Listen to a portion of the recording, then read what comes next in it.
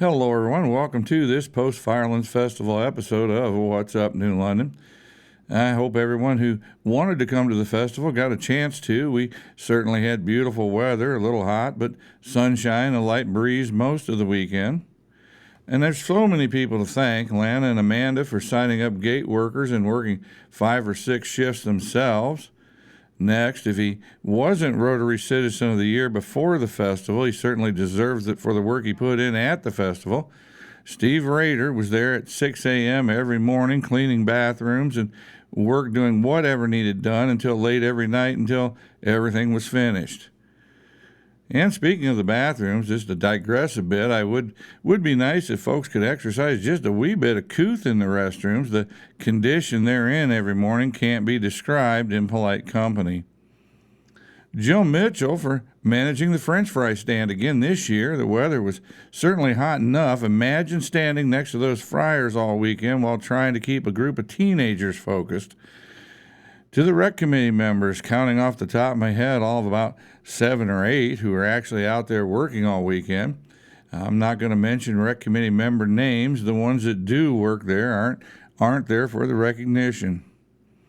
And New London's very own super pyro man, Terry Granneman. Folks, I can't remember a better fireworks show. The only thing I wonder, he set the bar awful high for himself. We'll see what he pulls off next time, but I'm sure Terry won't disappoint. To Chris Rowell and his family and crew for completely managing the truck and tractor pulls. Folks, you don't know how much of a load it takes off of Joe knowing he doesn't need to worry about the poles. Chris has them handled, and Joe doesn't have to worry about them, and everything works out just fine. The volunteer gate workers, to you, I say thank you, thank you, thank you.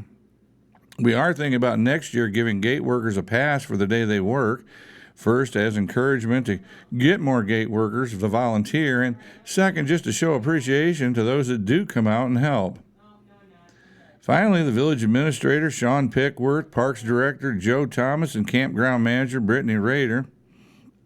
Folks, above and beyond their duties, doesn't begin to scratch the surface of the time and effort that they put in to making this festival a success. For anyone that I haven't mentioned, please believe me, it is not an intentional slight. I apologize and thank you. Now, the elephant in the room, every year, no matter what, those few complaints and negative comments pop up on social media. And we try to ignore them, but honestly, they do sting the folks that put in so many volunteer hours and work so hard just to pull the festival off and keep the tradition going. Now, I have no doubt I could take the time machine back to 1979 and reincarnate Cedar Point's Blue Streak and Corkscrew, bring them out to the festival, and somebody'd complain. Somebody'd say it's too dangerous. Somebody else would say they're not exciting enough. And, of course, the ever-present, the festival was better when we were kids. Folks, the fact is, things that had a super wow factor when you were 10 or 12 just ain't going to have the same wow factor at 35. The festival didn't change as much as your perspective has. To the volunteers, I say don't listen to the negative, keep doing what you're doing, and thank you. For those old enough to remember the heyday of Saturday Night Live, it reminds me of the immortal words of Rosanna Dana. It just goes to show you it's always something. If it's not one thing, it's another. Well, there you have it, some of my thoughts on the festival. Up next, some event results. All right, folks, here are the 2023 Firelands Festival event results that I have. I know I'm missing some. I don't believe I got cornhole, pickleball, or volleyball, but got most of the other events, so I'll go over what I've got. First up in the brownie baking contest, first place went to Susan Porter, second place to Oakland Goose Tree, and third place to Robin Burkhart. In the kids' pedal pull tractor in the 3 and 4-year-old class, first place went to Jack Wright, second place to Tristan Snyder, third place to Tuff Wallace. In the 5 and 6-year-old class, first place went to Corbin Snyder, second place to Ethan Raff Snyder, and third place to Lance Stokels. In the 7 and 8-year-old class, first place went to Corbin Kinsley, second place to Brooke Raff Snyder, and third place to Peyton Deniger. And in the mud bog in the youth small ATV class, Matthew Gardner was your winner. In the youth full-size ATV class, Caden Saunders. was your winner. In the 450cc and under class, Steve McManus took that class, and in the 750cc and up class, Garrett Burdett was the winner. And in the free-for-all, Dylan Burdett came out on top. In the demolition derby, and boy, folks, it was a big one this year. I think they told me 4 or 5 more cars than the Huron County Fair. So good turnout for the demolition derby. In the no protector class, in first place, Matthew Weinhardt. In second place, Larry Massey Jr. In third place, Dustin Gillenwater. In the engine swap with kicker class, first place went to Lance Mitchell. And second place went to Jeremy Friend. And third place went to Chris Church.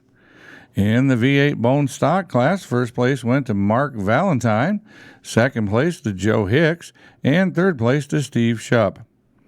In the 6,000-pound class, first place went to Tom Hillman, second place to Jimmy Fillack, third place to Alan Kerr. And in the compact and mid-size class, first place went to Brian Babb, second place went to Mariah Kidwell, and third place went to Devlin Kidwell.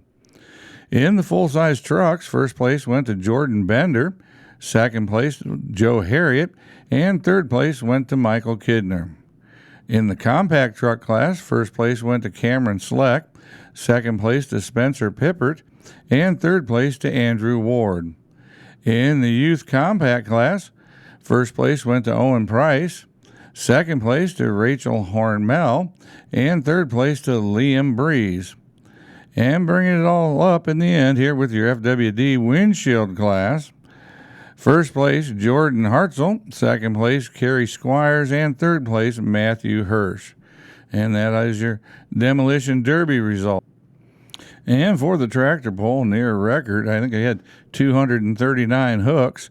Big turnout for the tractor pull. In the 5,500-pound 4-mile-per-hour class, first place went to Kenny Krebs. Second place to Denny Miller. Third place to Cody Decker, and fourth place to Jim Burstler. In the 5,500-pound 6-mile-per-hour class, first place went to Alan Astor, second place went to Mike McKenzie, and third place to Mark Maggers. Fourth place went to Warren Townsend. In the 6,500-pound 4-mile-per-hour class, first place went to Curtis Kinsey, second place to Brian Miller, third place to Jerry McKinney, and fourth place to Dave Hoagland. In the 6,500-pound 6-mile-per-hour class, first place went to Eric Bonner, second place went to Warren Townsend, and third place went to Chris Johnson, and taking fourth was Andy Culler. In the 6,500-pound open class, first place went to Roger McClure, second place went to Danny Warren, third place went to Rick Ridenour, and fourth place went to Mark Ballman. In the 6,500 7,000-pound use on the farm class, first place Heath Myers, second place Rich Rector, third place Brad Brinker, and fourth place was Danny Warren. In the 7,500-pound 4-mile-per-hour class, first place was Bruce Bach, second place was Mike Supers, third place was John Parker, and fourth place was Kyle Brooker. In the 7,500-pound 6-mile-per-hour class, first place went to Jake Kohler, second place to Mike McKenzie, third place to Broden Supers, and fourth place to Kyle Brooker.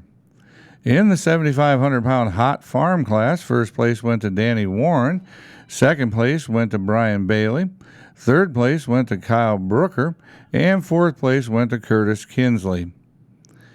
In the 8,500-pound 8-mile-per-hour class, first place went to Luke Hinman, second place to Kyle Brooker, third place to Will Pack, and fourth place to Deb Wirtz. In the 10.5 stock 8-mile-per-hour class, first place went to Luke Hinman, second place went to Matt Fry on his 966, and he again took third place. Same guy, Matt Fry, on his 1066 took third. Fourth place went to Austin Lozier. In the 8,500-pound open class, first place went to Raymond Hall, second place to Danny Warren, and third place to Will Pack. And bringing up fourth was Troy Ayers. In the 10.5 open class, first place went to Austin Lozier, second place to Jimmy Cleveland, third place to Robert Wiseman, and fourth was Rudy Koberstein. In the 12.5 open class, first place went to Dale Wolfert, second place to Bryden Smith, third place to Chad Arcaba, and fourth place went to Roger Knapp. In the 13,000-pound 8-mile-per-hour class, first went to Roger Knapp. Taking second was Jerry McKinney. Third place went to Dale Wolfert, and fourth place went to Cody Edwards. And in the 12.5 stock 7-8-mile-per-hour class, first place went to Robert Wiseman. Second place to Jimmy Cleveland. Third place to Brandon Heath, and fourth place to Roger Knapp.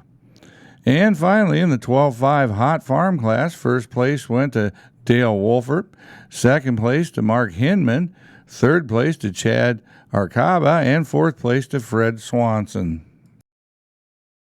Well, there you have a rundown on the Firelands Festival event results as I have them, and I want to apologize right now for any names that may have been butchered in the process.